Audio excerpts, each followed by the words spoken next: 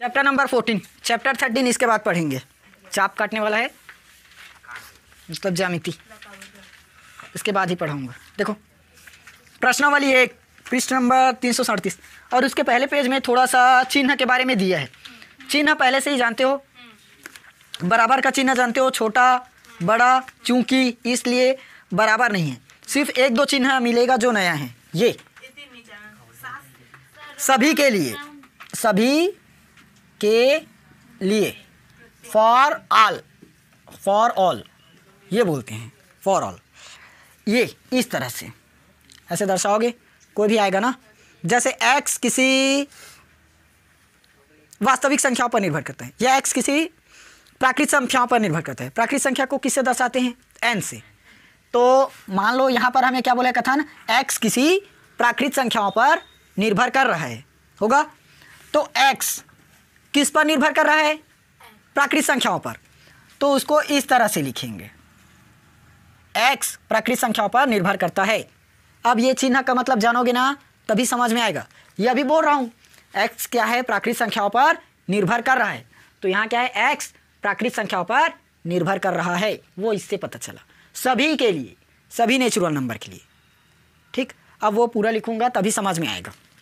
देखो ये का अवयव है या इसी को का सदस्य है भी बोलते हैं। का सदस्य है इसमें दिया है, या तो बिलोंग टू, इस बिलोंग्स टू ऐसा होगा। फिर ये इसको जस्ट काट दो, सर्वांग ए अवयव नहीं है। जैसे बराबर को, ये बराबर है, काट देते हैं तो बराबर नहीं है। समांतर रहता है, ऐसे काट देते हैं तो समांतर नहीं है, होता है। वैसे इसको काट दिए तो अवयव नहीं है। समरूप का जानते हो, सर्वांगसम का जानते हो, और इसको बोलते हैं इम्प्लाइज दैट, इंगित करता है, इंगित करता है। ये उतना ज़्यादा, जैसे सवाल बनाते हैं तो ऐसे लगा देते हैं कहीं जगह पर, ये वही चिन्ह है, इम्प्लाइज टू, इम्प्लाइज टू। ये इतना ही चिन्ह नया है, बाकी सबको जानते हो। ये हमारा बराबर का है, ये वाला छोटा और ये बड़ा, चूंकि, इसलिए, बराबर नहीं है, हो गया ना। और ये वाला है समरूप और ये वाला सर्वांगसम। सभी चिन्ह से वाकिफ हो, सिर्फ यही बस है जो नया मिला है। ये सभी के लिए कहाँ है? हाँ ये तो बताया ना, सभी के लिए। हाँ तो अभी बताऊंगा ना। देखो ये लगा है ना सभी के लिए, देखो इसका मतलब क्या बोल रहा है, सभी के लिए। तो n मतलब नेचुरल नंबर, चिन्ह का मतलब समझना। देखो इसमें दो चिन्ह का उपयोग हुआ है, इन दोनों का हुआ है। इसका मतलब क्या है, का अवयव है या का सदस्य है। मतलब x किसका सदस्य है? n का। n क्या है? प्राकृत संख्या। n क्या है? प्राकृत संख्या। इसी में समझना, n हमारा क्या है? प्राकृत संख्या। तो x किसका है? प्राकृत संख्या का सदस्य है। x प्राकृत संख्या का सदस्य है। कौन से प्राकृत संख्या के लिए? सभी के लिए, सभी प्राकृत संख्याओं के लिए। यदि बोल दिया यहाँ पर x क्या है, सिर्फ एक 10 से छोटा, x क्या है? 10 से छोटा। n क्या है? प्राकृत संख्या। अब क्या बोलोगे? सेम, अब ये लगाओगे क्या, x ये n। अब क्या बोलोगे? x मतलब x प्राकृतिक संख्याओं का सदस्य है। सभी के लिए आएगा? नहीं आएगा। 10 से छोटा, तो ये चिन्ह अब नहीं लगेगा। समझ आया? अगर इसी की जगह हमने ये लगा दिया तब तो कथन गलत हो गया, क्योंकि यहाँ पर क्या बोला है, x क्या है? सिर्फ 10 से छोटा है। x क्या है? 10 से छोटा। n सभी प्राकृतिक संख्या, सॉरी n प्राकृतिक संख्या, मतलब x क्या है? प्राकृतिक संख्या। किस पर है? नेचुरल नंबर, मतलब नेचुरल नंबर मतलब प्राकृतिक संख्या ही। x, ठीक। x किसका सदस्य है? किसका सदस्य है x? x किसका सदस्य है? प्राकृतिक संख्या का। x प्राकृतिक संख्या का सदस्य है, लेकिन 10 से छोटी प्राकृतिक संख्याओं का। 10 से बड़ा हुआ मतलब नहीं है, तो ये फॉर ऑल नहीं आएगा, क्योंकि सभी प्राकृतिक संख्याओं के लिए नहीं बोला है। समझ आया आप चिन्ह का प्रयोग? और चूंकि का तो जानते हो कब लगाते हैं, इसलिए भी जानते हो, बराबर भी जानते हो, छोटा बड़ा सर्वंग सम समरूप सब पढ़ चुके हो। सिर्फ यही बस है जो नया आएगा। प्रश्नावली 1 में जाएं सीधा। चिन्ह बुक में दिया है ना, नोट कर लेना एक जगह। चैप्टर को लिखोगे उसके बाद ना पूरे चिन्ह को एक जगह कर लेना।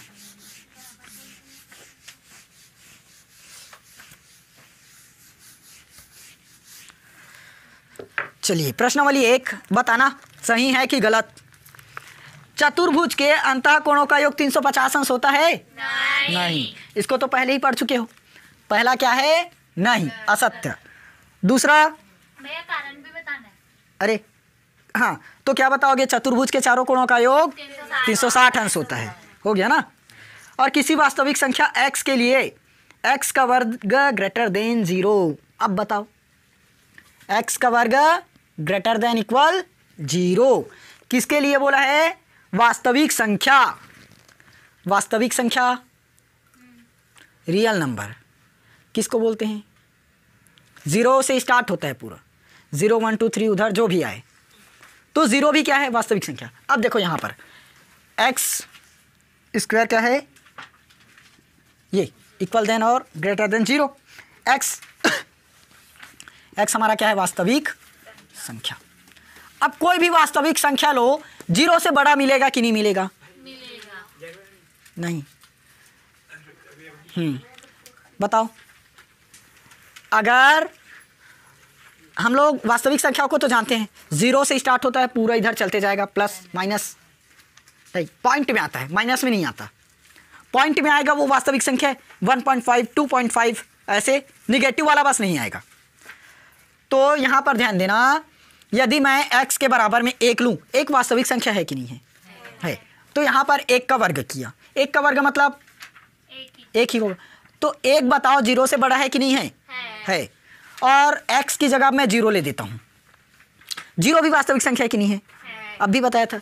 तो x की जगह आप क्या लेंगे? 0। और 0 का स्क्वायर क्या आएगा? 0। तो ये 0 0 से बड़ा है क्या? नहीं है। लेकिन 0 0 के बराबर तो है। और ये बराबर का चिन्ह भी लगा इस पर। ये याद रखना, ऐसे डबल चिन्ह लगे ना, मतलब ये बड़ी है बता रहा है और ये वाला बराबर है। तो ये 0 0 के बड़ी नहीं है, लेकिन 0 0 के बराबर तो है। तो इसका मतलब ये कथन क्या है? सत्य। समझ आया क्यों हुआ? कारण भी समझ में आया ना। कारण में क्या आएगा? किसी भी वास्तविक संख्या का वर्ग 0 से बड़ा होगा। ठीक। दो सम संख्याओं का जोड़ सदैव सम होता है। बताओ तुम। दो सम संख्याओं का जोड़ सदैव सम होता है। बताओ इसको। सत्य है कि असत्य? सत्य। सत्य है। और कैसे हुआ?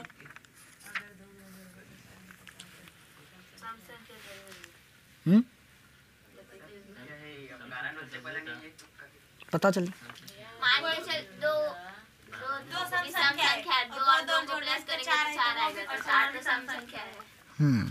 चलो,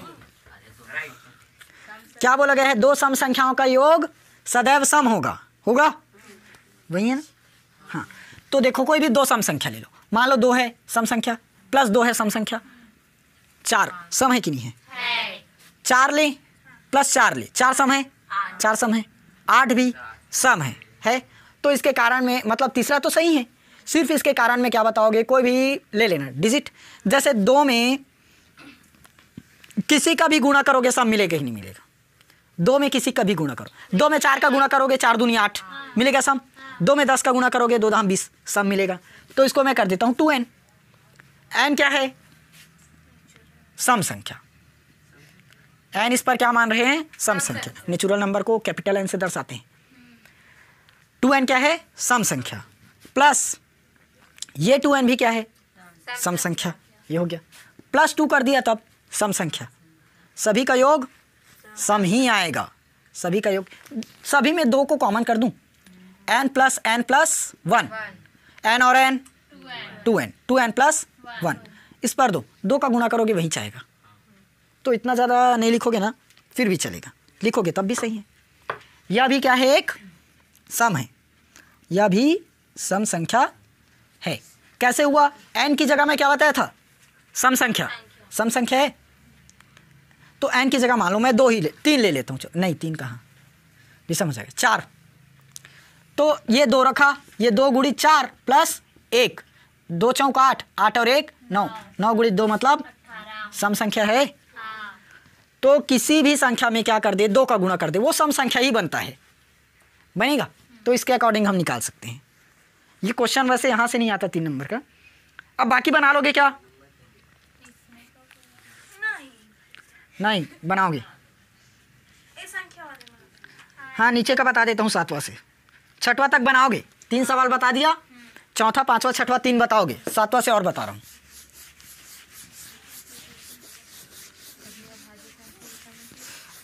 अब भाज्य संख्या जानते हो ना, जो किसी से भाग नहीं जाता।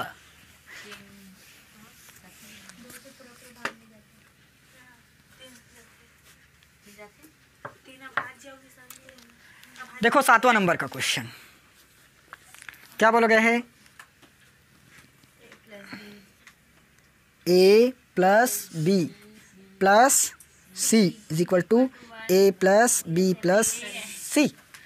अब ये इसकी जगह मैं ना कोई डिजिट लूँगा तब समझ में आएगा। देखो मैं मान लेता हूँ a बराबर 1, b बराबर 2, c बराबर 3, माना। इस जगह पर रख कर देखो तो 1 प्लस 2 प्लस 3, और इस एग्जाम्पल को मैं कई बार बताता हूँ, 1 प्लस 2 प्लस 3।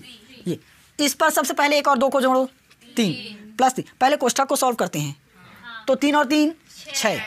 इस पर 1 प्लस कोष्ठक को पहले सॉल्व करोगे, 3 और 2 5, 5 और 1 दोनों ही तो इक्वल आया। तो ये असत्य है कि सत्य? बस हो गया। और फॉर ऑल क्या दिया, कहाँ चला गया? For all a b c किस पर निर्भर कर रहा है?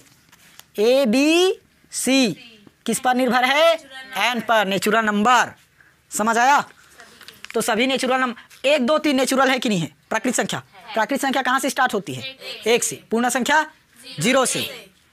समझ आया? वैसे ही क्यू मतलब परिमेय संख्या, क्यू मतलब परिमेय संख्या होता है। क्वेश्चन नंबर 3 क्या बोला गया है, समपूर्णांक की परिभाषा का उपयोग करते हुए और n1 और n2 को क्रमशः k1 और k2 के रूप में लिखिए। देखो समपूर्णांक की परिभाषा अब भी बताया था, किसी भी संख्या में 2 का गुणा कर दो कि क्या बनता है? सम संख्या बनता है। जैसे 2n है, n की जगह कोई भी लो, 3 ही ले लो, विषम भी लोगे तब भी सम देगा। 3 गुणित 2 मतलब 6, 4 ले लेते हैं, 2 चौक 8, 5 लोगे 10, पूरे का पूरा सम संख्या आता है। तो क्या किए, सम संख्या बनाने के लिए 2 का गुणा करना पड़ता है। वैसे ही इस बार भी क्या करोगे, 2 का गुणा करोगे। देखो पहला क्या बोलोगे, समपूर्णांक की परिभाषा का उपयोग मतलब हमें किसी भी इसमें क्या करना है, 2 का गुणा करना है, होगा k1 और k2 के रूप में बदलना है। तो पहला क्या बोला है, n1 और n2 है, इसको किस में बदलना है? k1 और k2, इसी के रूप में क्या करना है, बदलना है, होगा। तो देखो समपूर्णांक की परिभाषा से हमने क्या किया, किसी भी संख्या में 2 का गुणा किया। तो n1 है, हम n1 में क्या करते हैं, 2 का गुणा, तो क्या बन जाएगा 2n1 बनेगा, क्योंकि n1 है। लेकिन हमें किस में बदलना है, k1 में। तो n1 की जगह क्या लिख देंगे, 2k1 होगा। 2 का गुणा कर दो, इस बार n लिए थे, यहाँ पर k ले लिए। वैसे ही n2 की जगह 2k2 आ गया आंसर। ठीक, दूसरा क्वेश्चन, n1 और n2 इस बार इंटू के फॉर्म में है, n1 इंटू n2, कुछ नहीं मतलब गुणा है, बीच में बताया था। इसको किस में बताना है, k1 और k2 में।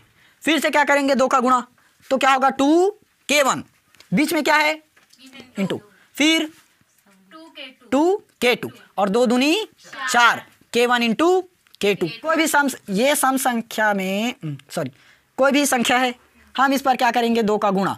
n की जगह कोई भी संख्या है, इस पर 2 का गुणा करोगे सम संख्या ही देगा। तो यहाँ भी क्या किए, n की जगह हमें क्या लेना था, k, क्योंकि k में बदलना है।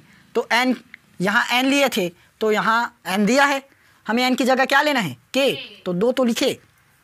तीसरा, n1 प्लस n2 को k1 और k2 के रूप में लिखिए। तो n1 प्लस n2 यहाँ क्या होगा बताओ, 2k1 प्लस 2k2, दोनों में से क्या कॉमन होगा, देखो ना 2 बस, यहाँ तो K1 है प्लस यहाँ K2 है। अब मान रख कर देख लो, K1 की जगह मान लो ले लो 3, K2 की जगह 4, तो 2 का गुणा करो, 3 प्लस 4, 4 3 7, 7 में 2 का गुणा किए, ये भी तो सम संख्या ही है। हो गया। चौथा और पांचवा बनाओगे क्या?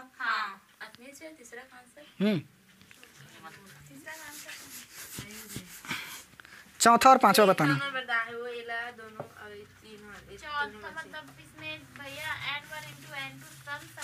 सम संख्या तो बता तो सकते हो ना। देखो चौथा क्या बोला गया है, n1 इंटू m2 सम संख्या होगा कि विषम?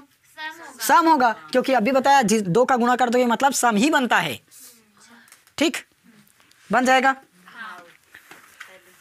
अब चौथा नंबर देखो, ax square plus B x plus C is equal to 0 एक द्विघाती समीकरण है जहाँ a b c belongs to R, belongs to है ना वो सदस्य, मतलब ए बी सी किस पर निर्भर कर रहा है?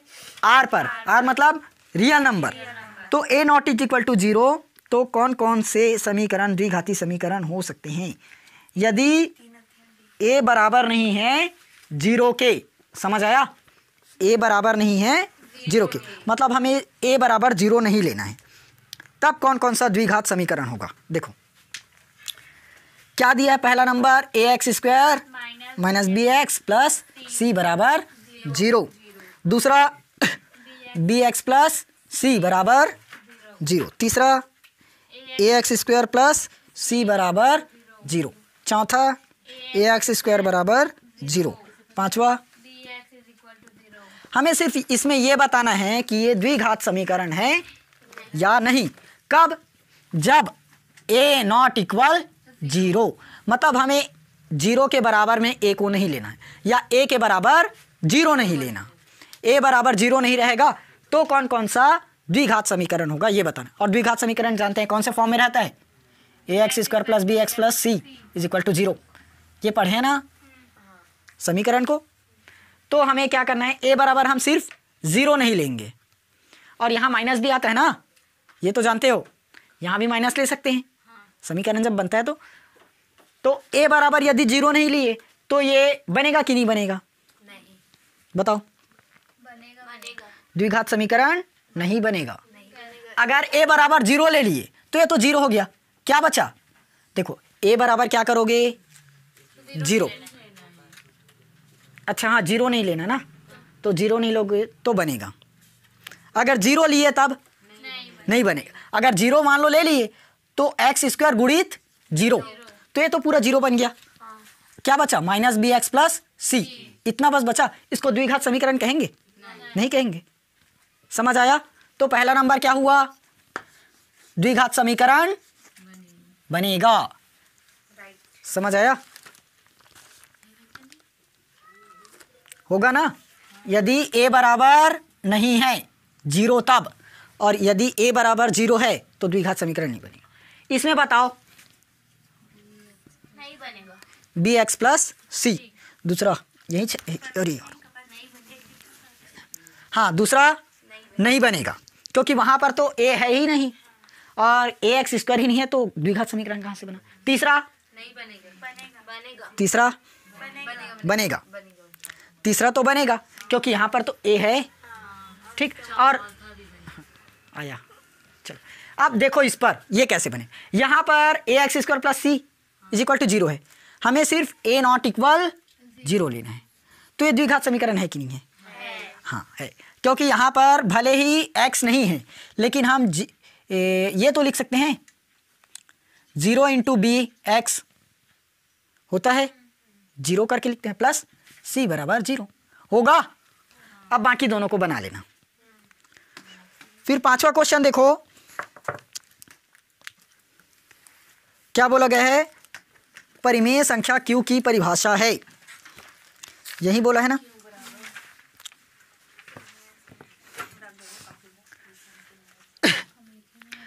परिमेय संख्या की परिभाषा शब्दों में लिखिए। परिमेय संख्या किसको बोलते हैं? इसे p बटे q के रूप में लिखा जा सके।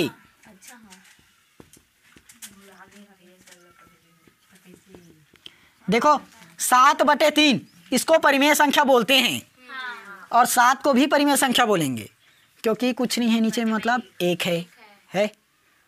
और 0/7, 7/0 है तो नहीं होगा, क्योंकि नीचे में 0 है, 0 परिमेय संख्या नहीं होगा। समझ आया? दूसरा 6/0 परिमेय संख्या है कि नहीं? अब बीज बताया। तीसरा 81/1 परिमेय संख्या है, क्योंकि परिमेय संख्या है, अब बना लेना।